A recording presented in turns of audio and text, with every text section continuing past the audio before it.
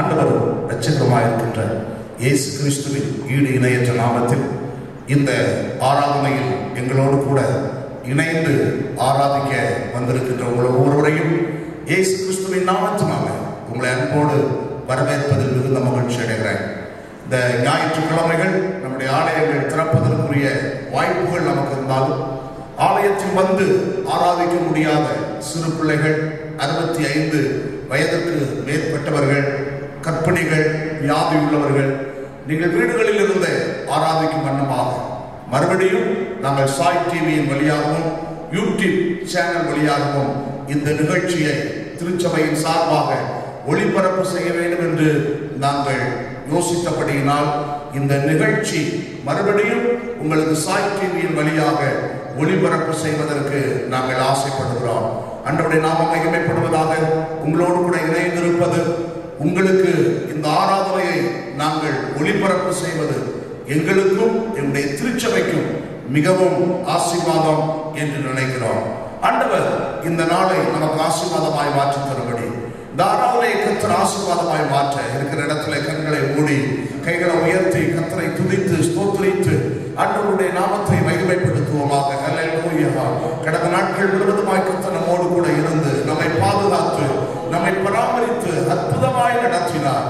தொடர்ந்திருக்கிற எல்லா நாட்களிலேயும் கர்த்தருடைய கரம் நம்மோடு கூட இருந்து நம்மை அதிசயமாய் தேவன் நடத்தும்படியாய் கர்த்தரை ஸ்தோத்திரம் பண்ணுவோம். ஹல்லேலூயா. ஆண்டவரே, நாங்களை துதிக்கிறோம், ஸ்தோத்திரிக்கிறோம். ஆண்டவரே, வானத்தையும் பூமியை உண்டாக்கிய எங்கள் சர்வ வல்லமையுள்ள எங்கள் ஆண்டவரே, திறமையான ஆசீர்வதிக்கப்பட்ட ஆண்டவரே, காலை நேரத்துக்காக நமக்கு நன்றி செலுத்துகிறோம். இந்த ஞாயிற்றுக்கிழமை காலை நேரத்தில் ஆலயத்தில் வந்து நாங்கள் ஆராதிக்க முடியவில்லை. இருப்பினும் நாங்கள் வீடுகளில் இருந்து உம்மை ஆராதிப்பதற்கு ஒரு நல்ல வாய்ப்பை கர்த்தர் எங்களுக்கு தந்திருக்கிறீர். எதற்காக நமக்கு ஸ்தோத்திரம். ஆராதனையை கர்த்தர் எங்களுக்கு ஆசீர்வாதமாய் மாற்றி கொடுப்பீராக. ஆராதனையை யாரெல்லாம் எங்களோடு இணைந்திருக்கின்றார்களோ ஒவ்வொரு பிள்ளைகளையும் ஆசீர்வதிப்பீராக. பிள்ளைகள் மேல் வல்லமையான கரம் அது இறங்கட்டும் என்று சொல்லி நான் ஜெபிக்கிறேன். என்ன தேவையோடு, என்ன எதிர்பார்ப்போடு, என்ன குழப்பங்களோடு விட பிள்ளைகள் இருக்கிறார்களோ அப்படியே கேள்விகளுக்கு எல்லாம் இன்றைக்கு இந்த ஞாயிற்றுக்கிழமையின் கால நேரத்தில் கர்த்தர் பிள்ளைகளுக்கு பதில் கொடுக்க வேண்டும் என்று சொல்லி நாங்கள் ஜெபிக்கிறோம். ஆண்டவரே, உமக்கு ஸ்தோத்திரம். இந்த 50 நிமிடம் எங்களோடு கூட இணைந்து ஆராதிக்கிற பிள்ளைகள் ஒரு மனதோடு ஒரு இடத்தில் இருந்து ஆண்டவருடைய வார்த்தைகளை கேட்க, உம்மை ஆராதிக்க இந்த பிள்ளைகளை கற்ற ஆயத்தப்படுத்த வேண்டும் என்று சொல்லி நாங்கள் ஜெபிக்கிறோம். தொடர்ந்து நாமத்தை மகிமைப்படுத்தும் இயேசுவின் நாமத்தில் ஜெபிக்கிறோம் எங்கள் நல்ல பிதாவே. ஆமென், ஆமென். ஆண்டவருடைய நாமம் மகிமைப்படட்டும். மறுபடியும் உங்களை அன்போடு வரவேற்பதில் மிகுந்த மகிழ்ச்சி அடைகிறேன். ஒரு பாடலை பாடி ஆண்டவரை மகிமைப்படுத்துவோம். ஜீவனுள்ள தேவனே வாரும், ஜீவ பாதையிலே நடத்தும், ஜீவ தண்ணீர் ஊறும் ஊற்றிலே ஜீவன் பெற என்னை நடத்தும். சேர்ந்து பாடி ஆண்டவரை மகிமைப்படுத்துவோமா?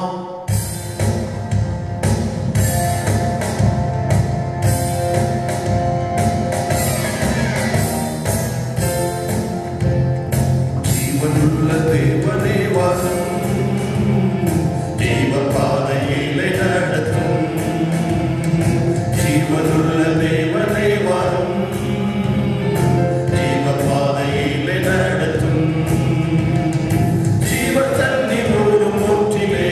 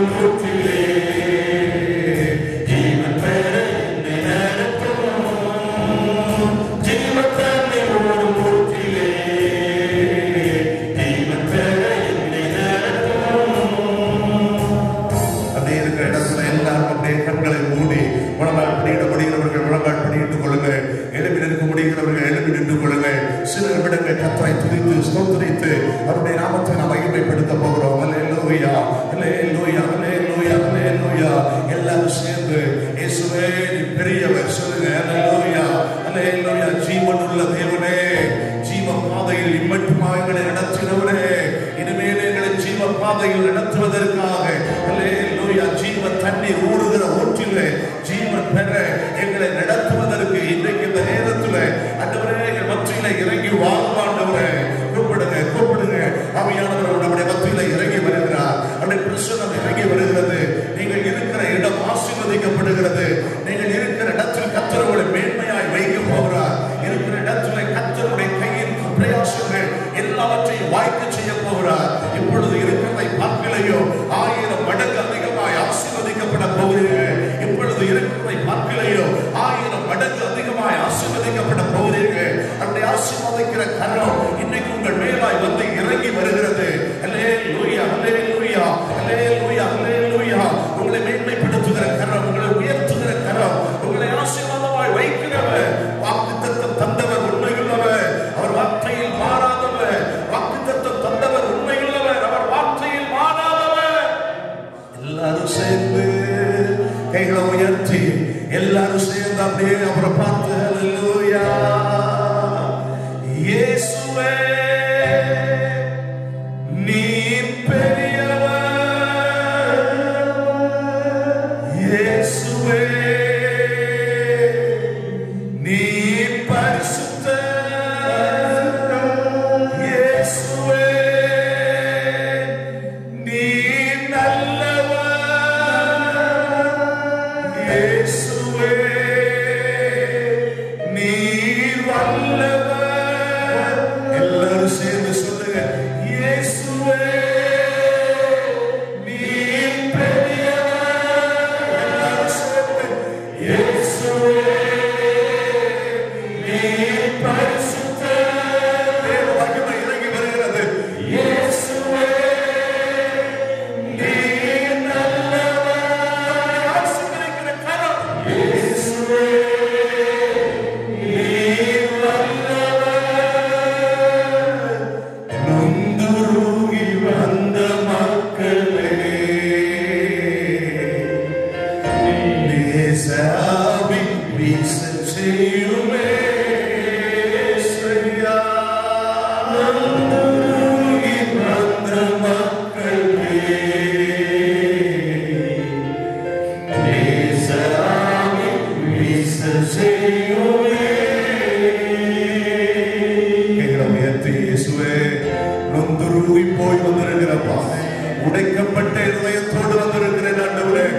பலவிதமான இதயத்தின் காயங்களோடு வந்திருக்கிறேன் ஆண்டவரே. யாரும் எனக்கு இல்லை.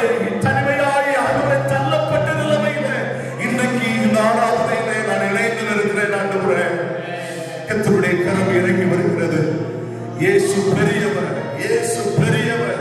உங்களுடைய வாழ்க்கையில் இருக்கிற எல்லா விதமான காரியங்களையும் செய்து முடிக்கக்கூடிய சர்வ வல்லமை உள்ளவர்.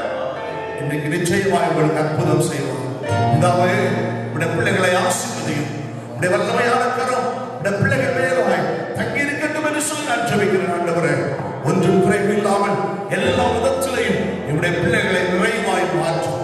உடைய ஆசீர்வாதம் உடைய பிள்ளைகள் மேல் தங்கி இருக்கட்டும். உடைய வார்த்தைகள் மத்தியில் வெளிப்படட்டும். இயேசுவின் நாமத்தில் ஜெபிக்கிறோம் எங்கள் நல்ல பிதாவே. ஆமென் ஆமென். ஆண்டவருடைய நாமம் மகிமைப்படுவதாக. எங்களுடைய ஆராதனையில் எங்களோடு இணைந்து இருக்கின்ற உங்கள் ஒவ்வொருவருக்கும் இயேசுவின் நாமத்தினால எங்களுடைய Kallakurichi revival assembly of God சபையின் சார்பாக உங்களுக்கு நன்றி தெரிவித்துக் கொள்வதில் மிகுந்த மகிழ்ச்சி அடைகிறேன். எங்களுடைய திருச்சபையில் வைத்து ஒவ்வொரு வாரமும் ஞாயிற்றுக்கிழமை 3 ஆராதனைகள் நடைபெற்றுக் கொண்டிருக்கிறது. அதை என்னுடைய கவனத்துக்காக நான் சொல்லுகிறேன். ஒருவேளை நீங்கள் நேரில் வந்து எங்களோடு கூட இணைந்து ஆராதிக்க முடியும் என்று சொன்னால் என்னுடைய ஆலயத்தில் வந்து நீங்கள் ஆராதிப்பதற்கு உங்களை அன்போடு என்னுடைய திருச்சபையின் சார்பாக உங்களை நான் வரவேற்கிறேன். காலை 7 மணிக்கு ஒவ்வொரு வாரமும் ஞாயிற்றுக்கிழமை காலை 7 மணிக்கு கச்சராயப்பாளையத்தில் வைத்து புதிய பஸ் ஸ்டாண்டுக்கு பேக் சைடில் என்னுடைய ஆலயம் இருக்கிறது. கச்சராயப்பாளையத்தில் வைத்து ஆராதனை நடைபெறுகிறது. 7 மணியிலிருந்து 8:45 வரையிலும் அந்த ஆராதனை அங்கே வைத்து நடைபெறுகிறது. அந்த பகுதிகளில் நீங்கள் யாராவது ஆலயத்துக்கு போகாமல் இருப்பீர்கள் என்றால் எங்களோடு கூட இணைந்து ஆராதிக்க நீங்கள் வருகை தரும்படி உங்களை அன்பாய் கேட்கிறேன். அதே போல கள்ளக்குறிச்சியில கச்சராயப்பாளையம் ரோட்டில் ஐசிஐசி பேங்க் இருக்கிறது. அந்த பேங்க்ல இருந்து கேசவலூர் நகர் என்று சொல்லி ஒரு தெரு உள்ளே வருகிறது. அதில் நீங்கள் வருவீர்கள் என்றால் எம்ஜிஆர் நகர் 11வது குறுக்கு தெருவில் என்னுடைய அசெம்பிளிஸ் ஆஃப் காட் ஆலயம் அமைந்திருக்கிறது. அந்த ஆலயத்தில் நீங்கள் வந்து ஆராதிக்க விரும்பினால் ஞாயிற்றுக்கிழமை ஒவ்வொரு வாரமும் காலை 9:30க்கு இங்கே எங்களுக்கு ஆராதனை ஆரம்பிக்கிறது. 11:30 வரையிலும் அந்த ஆராதனை இங்கே நடைபெறும். எங்களோடு இணைந்து ஆராதிப்பதற்கு உங்களை அன்போடு நான் வரவேற்கிறேன். இந்த 2 ஆராதனைகளிலும் பகல் நேரங்களில் உங்களால் பங்கு பெறுவதற்கு உங்களுக்கு வாய்ப்பு இல்லை என்று சொன்னால், ஒவ்வொரு ஞாயிற்றுக்கிழமையின் இரவு ஆராதனை மாலை 7 மணியிலிருந்து 8:30 வரைக்கும் கள்ளக்குறிச்சியிலே எம்ஜிஆர் நகர் 11வது குறுக்கு தெருவில் இருக்கின்ற அசெம்பிளிஸ் ஆஃப் காட் சபையில் வைத்து அந்த ஆராதனை நடைபெறுகிறது. ஞாயிற்றுக்கிழமை மாலை 7 மணியிலிருந்து 8:30 வரையிலும் அந்த ஆராதனை நடைபெறுகிறது. இந்த 3 ஆராதனைகளில் நேரடியாக வந்து நீங்கள் ஆராதிக்க விரும்பினால் எங்களோடு இணைந்து ஆராதிக்கும்படி உங்களை அன்பாக கேட்கிறேன். வர முடியாதவர்கள் நீங்கள் உங்களுடைய வீடுகளில் இருந்து இந்த சாய் டிவியின் வழியாக இந்த ஆராதனையில் எங்களோடு கூட ஒவ்வொரு வாரமும் இந்த நிகழ்ச்சி உங்களுக்கு ஒளிபரப்பு செய்யப்படும். எங்களோடு இணைந்து இந்த ஆராதனைகளில் நீங்கள் பங்கு பெறும்படி நான் உங்களை அன்பாய் நான் கேட்கிறேன். யூடியூப் சேனல்லையும் ஃபேஸ்புக்லையும் எங்களுடைய ஆராதனை நேரலையாக ஒளிபரப்பு செய்யப்படுகிறது. அந்த ஆராதனைகளையும் நீங்கள் கண்டு ஆசீர்வதிக்கப்பட உங்களை அன்பாய் கேட்கிறேன். ஆண்டவரை நாம் மகிமைப்படுவதாக ஆண்டவருடைய வார்த்தைக்கு நேராக நம்முடைய கவனத்தை நாம் திருப்ப போகிறோம். வெளிப்படுத்தின விசேஷ புஸ்தகம் 22ஆம் அதிகாரம் 17வது வசனத்தை நான் வாசிக்கிறேன். ஆவியும் மணவாட்டியும் வா என்கிறார்கள், கேட்கிறவனும் வா என்பானாக. தாகமாயிருக்கிறவன் வரக்கடவன், விருப்பமுள்ளவன் ஜீவ தண்ணீரை இலவசமாய் வாங்கிக் கொள்ள கடவன். அன்றைய நாம் மகிமைப்படுவதாக வசனத்தை கவனியுங்கள். ஆவியும் மணவாட்டியும் நம்மை பார்த்து வா வா வா என்று அழைக்கிற ஒரு அவசரமான ஒரு சத்தத்தை நாம் இங்கே கேட்கிறோம். பரலோகத்திலிருந்து ஒரு அன்பின் துணி, ஒரு அவசரமான ஒரு சத்தம், நம்மை துரிதப்படுத்தக்கூடிய ஒரு வார்த்தை இங்கே பயன்படுத்தப்படுகிறது. என்ன வார்த்தை என்றால், ஆவியும் மணவாட்டியும் நம்மை பார்த்து வா என்று அழைக்கிற ஒரு சத்தம். அதற்கப்புறமா இந்த வசனம் சொல்கிறது, கேட்கிறவனும் வா என்பானாக. தாகமாயிருக்கிறவன் வரக்கிடவன், விருப்பமுள்ளவன் ஜீவ தண்ணீரை இலவசமாய் வாங்கிக் கொள்ள கடவன் என்று சொல்லப்பட்டிருக்கிறது. அன்றைய நாம் மகிமைப்படுவதா? அப்ப நம்முடைய வாழ்க்கையில் தாகமாயிருப்போமே என்றால் ஆண்டவர் அங்கே சொல்கிறார், தாகமாயிருக்கிறவன் வரக்கடவன் என்று அழைக்கிறார். ஆண்டவரை நாம் மகிமைப்பட்டது. அப்ப ஆண்டவர் இந்த வசனத்திலே ஒரு அவசர தன்மையையும் ஒரு துரிதத்தையும் ஆண்டவர் இங்கே ஏற்படுத்துவதை பார்க்கிறோம். வேதத்தை வாசிப்போம் என்றால், இயேசு கிறிஸ்து தம்முடைய சீஷர்களோடு ஊழியம் செய்து கொண்டிருந்த நாட்களிலே இக்கரையிலிருந்து அக்கறை புறப்பட்டு செல்வதற்காக சீஷர்களை இயேசு துரிதப்படுத்தினார் என்று வேதத்தில் வாசிக்கிறோம். ஏன் துரிதப்படுத்தினார்? அக்கறையில் போயிருக்கிற மக்களுக்கு ஆண்டவருடைய ஊழியத்தை செய்வதற்கு சீஷர்களை துரிதப்படுத்துகிறார். அப்போ ஆண்டவர் நம்மை துரிதப்படுத்துகிறார். ஒரு துரிதமான ஒரு அழைப்பு வருகிறது என்று சொன்னால், அவருடைய வேலையை செய்வதற்காக கர்த்தர் நம்மை துரிதப்படுத்துவார். கவனித்துக் கொள்ளுங்கள். இரண்டாவது, நம்ம வேதத்தில் வாசிப்போம் அப்படின்னா, சோதோம் கொமோரா பட்டணத்தை ஆண்டவர் அழிப்பதற்கு முன்பதாக லோத்தையும் லோத்தினுடைய மனைவியுடைய பிள்ளைகள் எல்லோரையும் ஆண்டவர் துரிதப்படுத்துகிறார். தூதனை அனுப்பி வார்த்தையை சொல்லி அங்கே அவர்களை துரிதப்படுத்தி வரலனுடனே தாமித்த போது கரங்களை பிடித்து இழுத்து கொண்டு வந்து வெளியே கொண்டு வந்து விடக்கூடிய அளவுக்கு ஆண்டவர் துரிதப்படுத்துகிறார். ஏன் இந்த இடத்துல துரிதப்படுத்துகிறார்? ஒரு மகா பெரிய அழிவு வரப்போகிறது என்பதை தேவன் அறிந்தபடியினால் அவர் துரிதப்படுத்துகிறார். அவருடைய வேலையை செய்வதற்கு துரிதப்படுத்துகிறார். ஒரு மகா பெரிய அழிவு வருகிறது என்பதை அறிந்த போது அவர் துரிதப்படுத்துகிறார். இன்னும் நீங்கள் வேதத்தை வாசிப்போமே என்றால், சகேயு என்கிறதான ஒரு மனிதன் இயேசுவை பார்க்க வேண்டும் என்கிறதான அந்த ஆவலில் அவன் காட்டத்தி மரத்தின் மேலே ஏறி இயேசுவை பார்ப்பதற்காக இருக்கிறார். அன்றைய நாம் மகிமைப்படுவதாக இயேசு அதை அறிந்து உடனே சகேயுவை பார்த்து மெதுவா மெல்ல இறங்கி வா அப்படின்னு சொல்லல.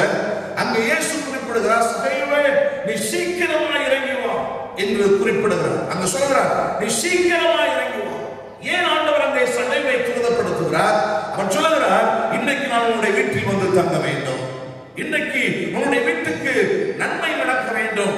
இன்றைக்கு உங்களுடைய வீட்டுக்கு ஒரு ரட்சிப்பு உண்டாக வேண்டும்.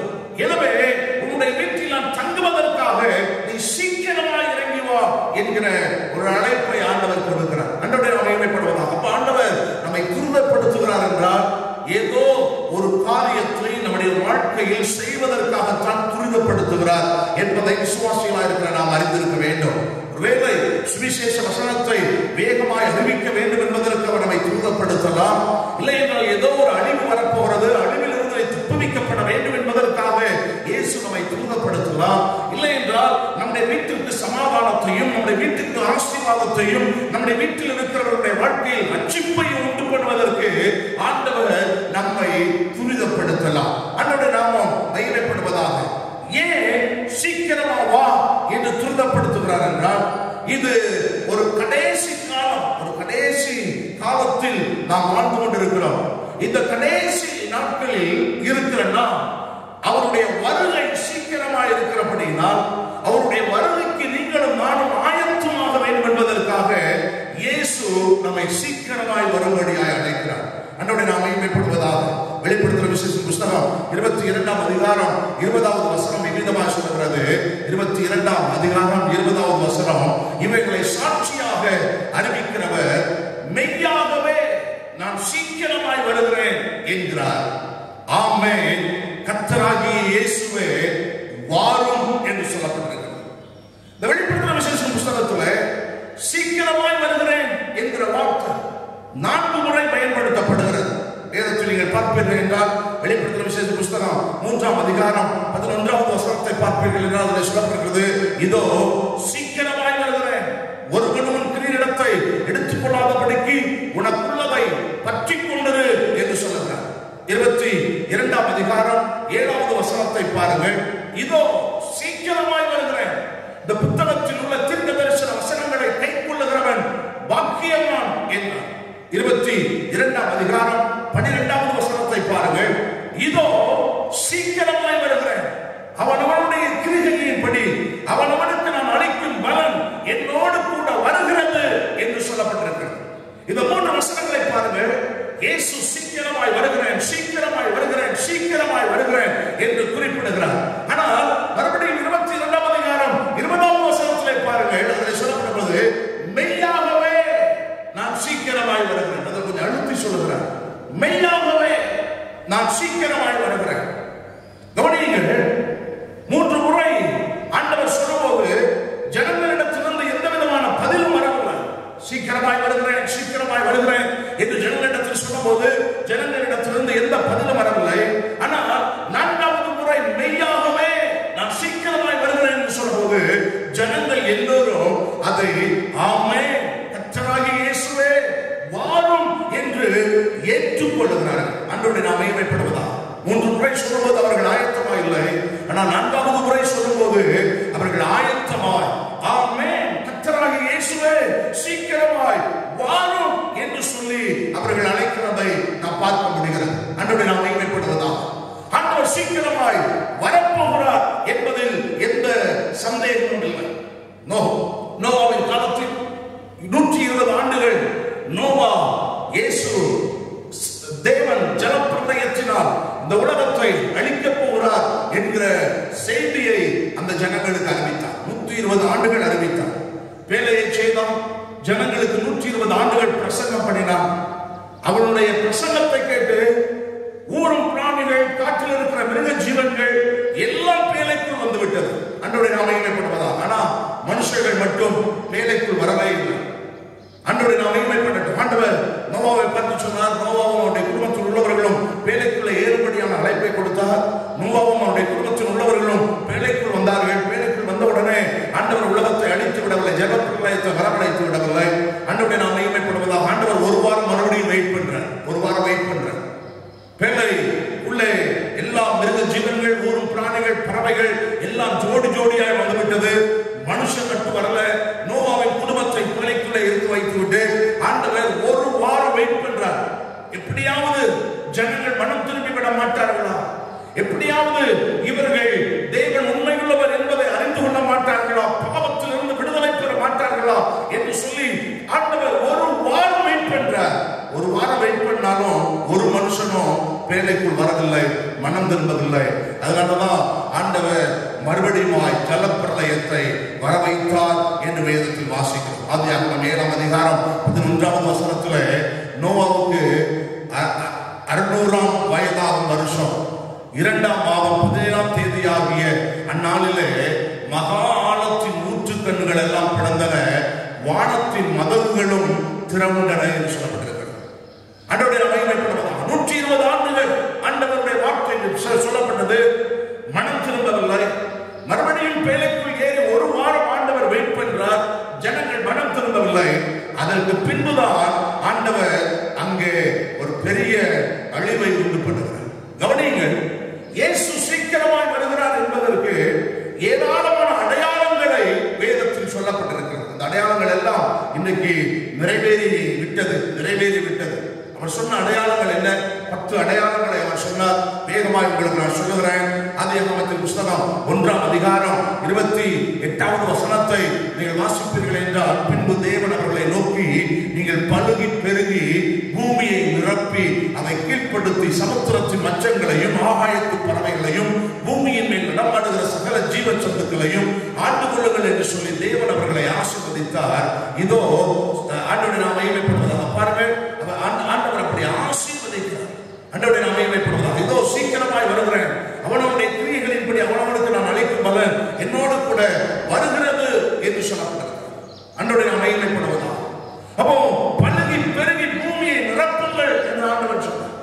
அதே போல ஆதியாகமத்தின் புத்தகம் 9ஆம் அதிகாரம் 1வது வசனத்திலே, பின்பு தேவன் நோவாவையும் அவன் குமாரனையும் ஆசீர்வதித்து, நீங்கள் பலுகி பெருகி பூமியை நிரப்புங்கள் என்று சொன்னார். ஆண்டவருடைய நாமம் மகிமைப்படுவதா. இன்றைக்கு ஜனத்தொகையினுடைய பெருக்கம் உண்மையாகவே ஏற்பட்டிருக்கிறதை நம்மால் பார்க்க முடிகிறது. நம்முடைய தமிழ்நாட்டினுடைய 2020வது ஆண்டுடைய கணக்கெடுப்பின்படி நம்முடைய தமிழ்நாட்டினுடைய பாப்புலேஷன், ஆண்டவருடைய நாமம் மகிமைப்படுவதாக, 7,78,41,267 பேர் 2020வது வருடத்தினுடைய கணக்கெடுப்பின்படி. மோர் தென் 8 கோடி ஜனங்கள் தமிழ்நாட்டில். இந்தியாவை பார்ப்போமே என்றால், இந்தியாவிலே கிட்டத்தட்ட 138 கோடி ஜனங்கள். உலக அளவில் 7.8 பில்லியன் ஜனத்தொகை. பலுகி பெருகுங்கள் என்று ஆண்டவர் நமக்கு சொன்னார். அந்த வார்த்தை இன்றைக்கு நிறைவேறிவிட்டது. ஆண்டவரை நாம் மகிமைப்படுவதாக.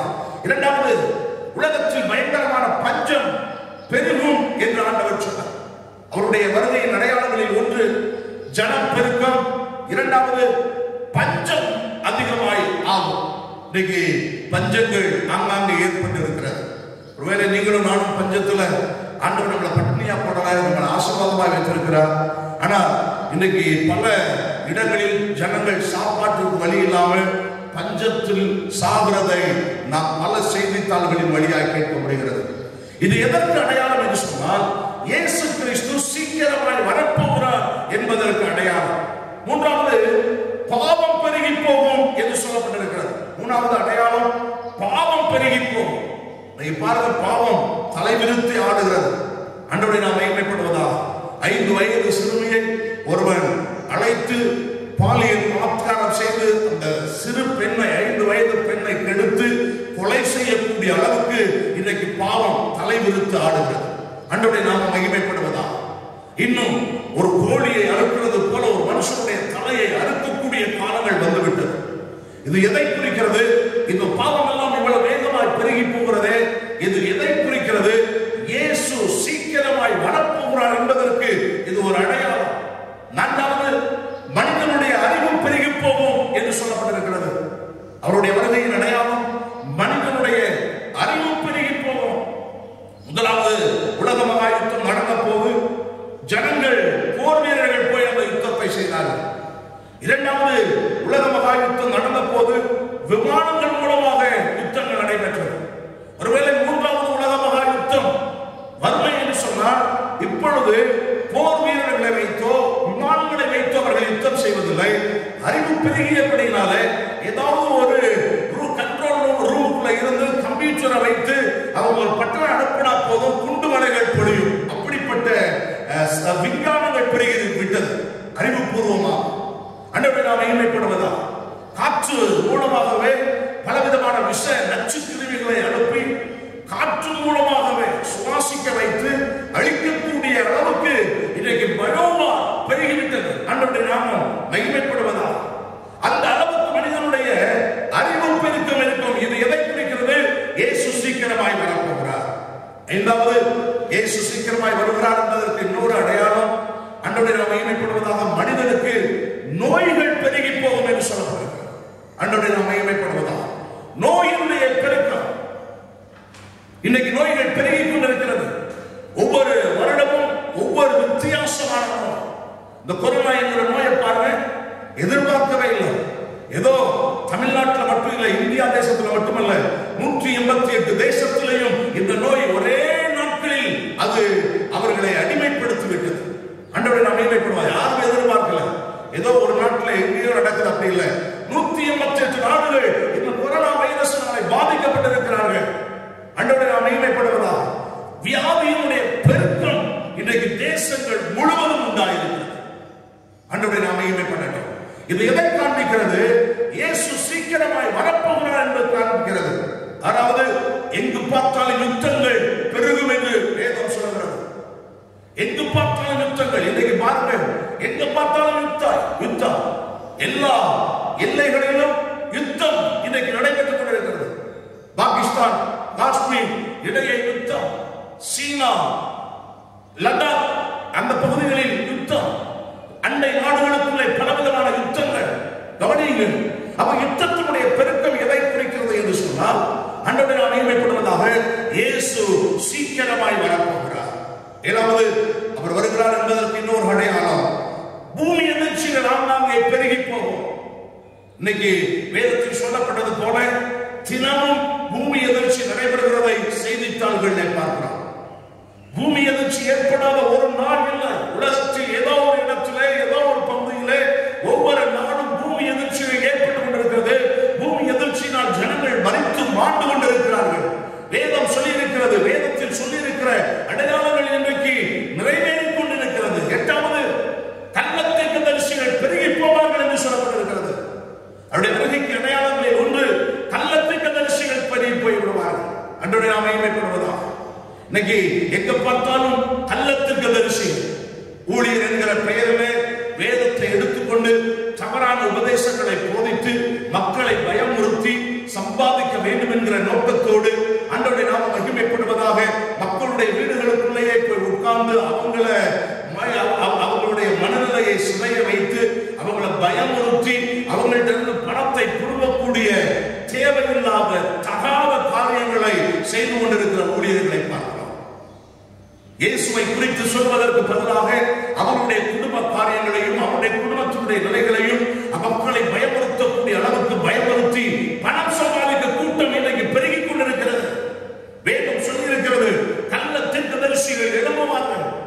ஒன்பதாவது, அவருடைய வருகைக்கு அடையாளம் சுவிசேஷம் அறிவிக்கக்கூடியது பெருகும் என்று சொல்லப்பட்டிருக்கிறது. ஆண்டவரை நாம் மகிமைப்படுவதா மத்தேயு எழுதின சுவிசேஷ புத்தகம் 24ஆம் அதிகாரம் 14வது வசனத்திலே ராஜ்யத்தினுடைய இந்த சுவிசேஷம் பூலோகம் எங்கிலுமுள்ள சகல ஜாதிகளுக்கும் சாட்சியாய் பிரசங்கிக்கப்படும், அப்பொழுது முடிவு வரும் என்று வேதம் சொல்கிறது. இந்த சுவிசேஷம் பூலோகம் எங்கிலுள்ள ஜனங்களுக்கு பிரசங்கிக்கப்பட வேண்டும் என்று சொல்லப்பட்டிருக்கிறது. லாக்டவுன் நாட்கள் 5.5 மாதங்கள் லாக்டவுன் நமக்கு ஏற்பட்டது. இந்த லாக்டவுன்ல சபைகள் பாதிக்கப்படவில்லை. இந்த லாக்டவுன் நாட்களில் ஊழியங்கள் தடைப்படவில்லை. ஒருவேளை சபைக்கு வந்து ஆராதிக்கக்கூடிய வாய்ப்பு இல்லாமல் இருந்தாலும் இந்த லாக்டவுன் நாட்களிலே சுவிசேஷம் அதிகமாய் பரவி இருக்கிறது. கர்த்தரை மகிமைப்படுத்துங்கள். ஹல்லேலூயா. ஆண்டவரை நாம மகிமைப்படுவதா ஒரு சின்ன சபை கூட ஒரு ஆன்லைன் சர்ச்சா மாறியது. ஆண்டவரை நாம் மகிமைப்படட்டும். ஒரு சிறிய ஒரு சபையை நடத்துகிறவர்கள் கூட ஆண்டவரை நாம் மகிமைப்படுவதாக ஆன்லைன்ல யூடியூப் மூலமாக பேஸ்புக் மூலமாக அவருடைய ஆராதனைகளை 10-20 பேருக்கு மத்தியில் பிரசங்கித்துக் கொண்டிருந்தவர்கள் பல்லாயிரக்கணக்கான பேர் பார்க்கக்கூடிய அளவிற்கு அவருடைய ஆராதனைகள் ஆண்டவரை நாம் மகிமைப்படுவதாக சுவிசேஷ பிரபலியம் அதிகமாய் மாறியது. இந்தியாவில் இருக்கின்ற எல்லா திருச்சபைகளும் ஆன்லைன் சர்ச்சஸ் மாறக்கூடிய அளவிற்கு இந்த லாக்டவுன் நாட்கள் நமக்கு உதவி செய்திருக்கிறது.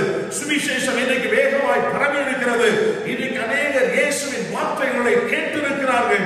அன்றோடு நாம் மகிமைப்படுவதாக. நம்ம சர்ச்சை பாருங்க, அன்றோடு நாம் மகிமைப்படுவதாக. அந்த லாக்டவுன் வந்ததுனால சாய் டிவியில இந்த நிகழ்ச்சியை நம்ம ஒளிபரப்பு செய்வதற்கு ஆண்டவர் உதவி செய்திருக்கிறார். எத்தனை பேர் பார்த்து ஆசீர்வதிக்கப்படுகிறீர்கள்.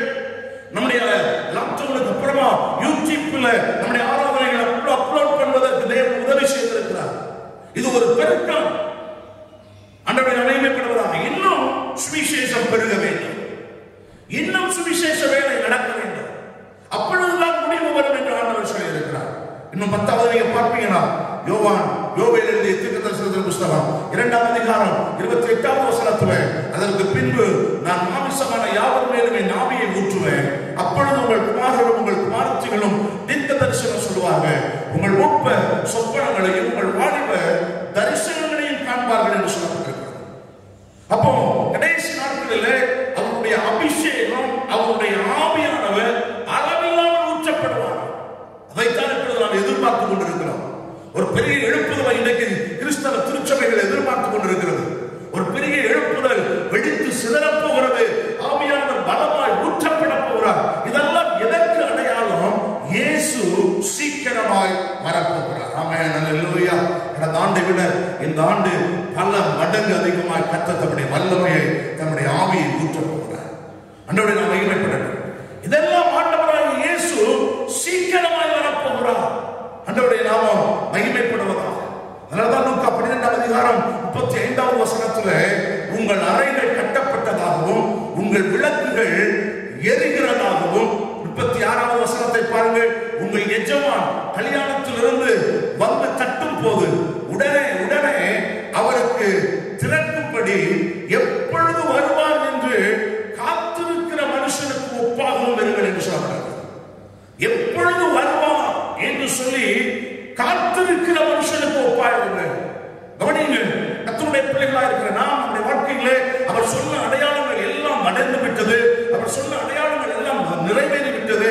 அப்போ அவர் சீக்கிரமாய் வரப்போகிறார் என்று நீங்களும் நானும் எப்பொழுதும் காத்திருக்க வேண்டும். ஆமென் சொல்லுங்கள், அல்லேலூயா. ஆண்டவருடைய நாமம் மகிமைப்படட்டும். மத்தேயு எழுதிய சுவிசேஷத்தின் புத்தகம் 5ஆம் அதிகாரம் 6வது வசனம் விதமாய் சொல்கிறது, நீதியின் மேல் பசிதாகம் உள்ளவர்கள் பாக்கியவான்கள், அவர்கள் திருப்தி அடைவார்கள் என்று சொல்லப்பட்டிருக்கிறது. அப்போ நம்முடைய வாழ்க்கையிலே இயேசு சீக்கிரமாய் வருவார் என்று தாகத்தோடு அவருடைய வருகையை எதிர்பார்த்து நீங்களும் நானும் காத்திருக்க வேண்டியது அவசியமான ஒன்று. ஆண்டவருடைய நாமம் மகிமைப்படுவதாக. தாகமாய் உள்ளவர்கள் தான் இயேசுவை பிரியப்படுத்த முடியும்.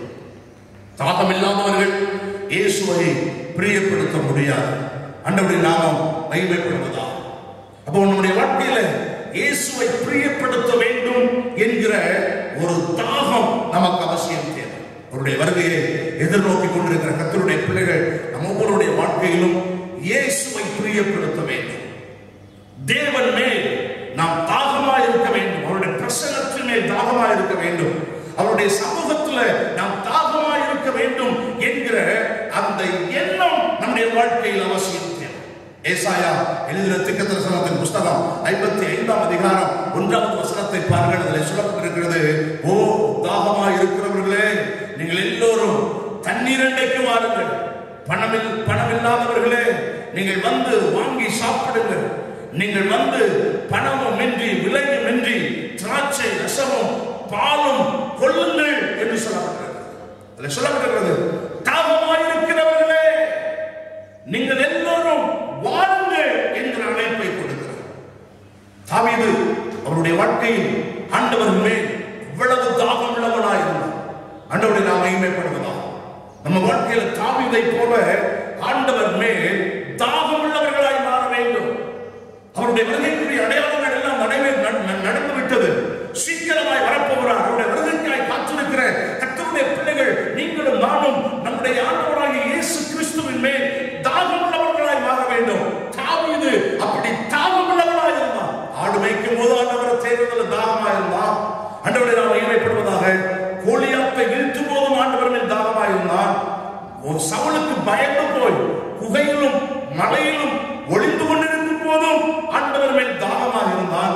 ஆண்டவரை நாம் மகிமைப்படுவதாக. எந்த நேரத்திலையும் எல்லா சூழ்நிலையிலும் அவன் ராஜாவாய் மாறிய போதும்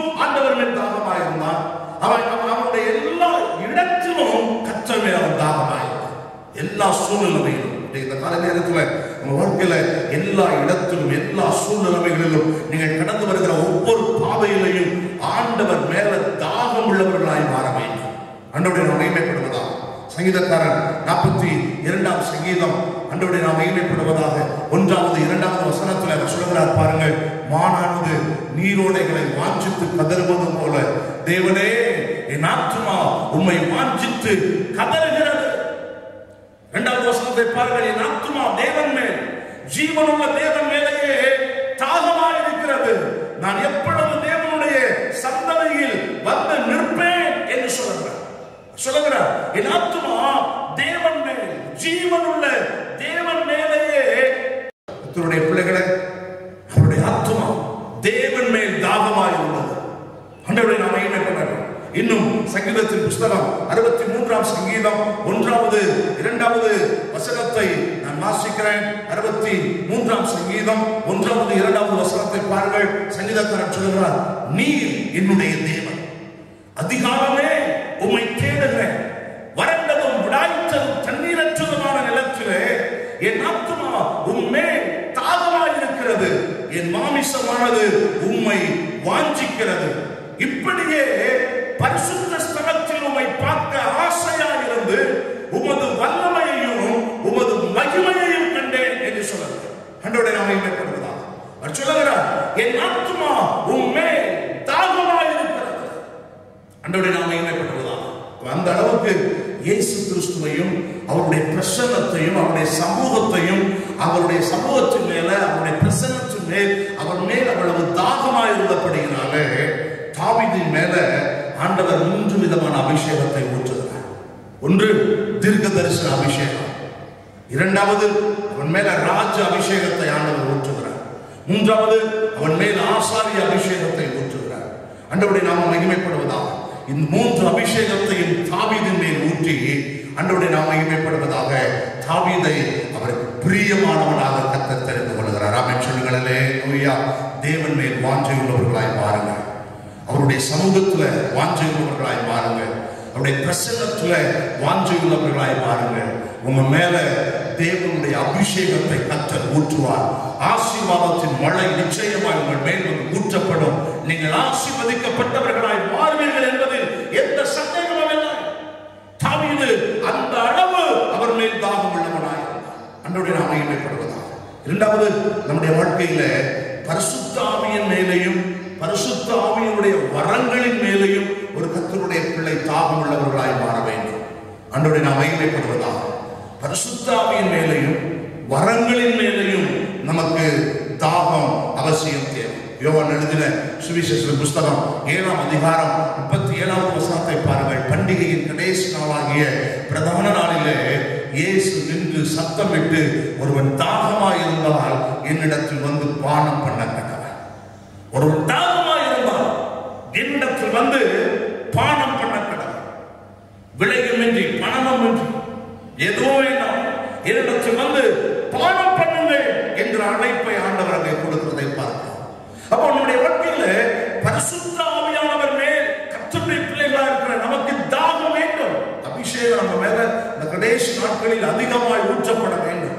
ஒவ்வொரு விசுவாசிகளும் ஆவிக்குரிய வரங்களை பெற்று வல்லமைகளை பெற்று ஆண்டவருக்காக பயன்படுகிற பிரகாசிக்கிற விசுவாசிகளாக மாற வேண்டும். ஆமென் சொல்லுங்கள். ஹல்லேலூயா. அப்ப அதை பெற்றுக்கொள்ள வேண்டும் என்றால் அதன் மேல ஒரு தாகம் உங்களுக்கு இருக்கணும். ஒரு தாகம் இருக்கணும். எப்படி தேவனை தேட வேண்டும் என்கிற தாகம் இருக்க வேண்டும் என்று சொன்னேனோ, அதே போல பரிசுத்த ஆவியாருடைய அபிஷேகத்தை நான் பெற்றுக்கொள்ள வேண்டும் என்கிற தாகம் ஒவ்வொருவருக்கும் தேவை. ஒருவேளை இந்த வார்த்தையை கேட்டுக்கொண்டிருக்கிற உங்களுடைய வாழ்க்கையில் ஒருவேளை நீங்க அபிஷேகத்தை பெற்றுக்கொள்ளாம நீங்க இருப்பீர்கள் என்று சொன்னால், இந்த பரிசுத்த ஆவியாருடைய அபிஷேகத்தை பெற்றுக்கொள்வதற்கு நீங்கள் தாகம் உள்ளவராக ஏதாவது ஒரு இடத்துல போய் உட்கார்ந்து காத்திருந்து பரிசுத்த ஆவியாருடைய அபிஷேகத்தை பெற்றுக்கொள்ளுங்கள்.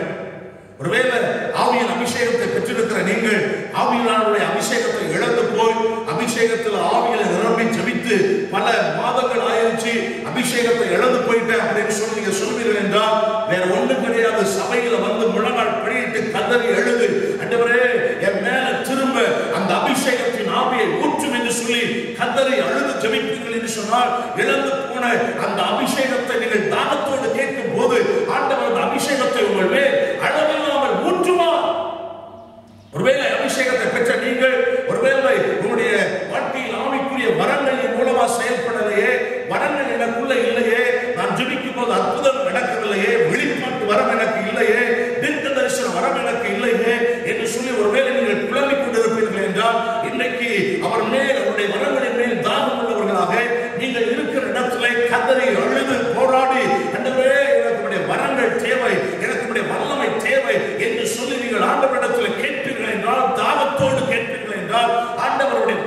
ஆவியினால், வல்லமையினால், அபிஷேகத்தினால் நிறைத்து ஆண்டவர் உங்களை பயன்படுத்துவார். ஆமென் சொல்லுங்கள். அல்லேலூயா. ஆண்டவருடைய மகிமைப்படுவார். எனவே அவருடைய வரங்கள் மேல் தாகம் வரட்டும். அவருடைய அபிஷேகத்தை பெற்றுக்கொள்ள வேண்டும் என்கிற தாகம் உங்களுக்கு வரட்டும். மூன்றாவது, உங்களுடைய வாழ்க்கையில நான் இயேசுவை போல மாறணும் என்கிற தாகம் உங்களுக்குள்ள வரணும். ஆண்டவருடைய மகிமைப்படுவதாக. இந்த உலகத்தில் நம்ம எல்லாரும் உலகத்துக்குரியவர்கள் அல்ல.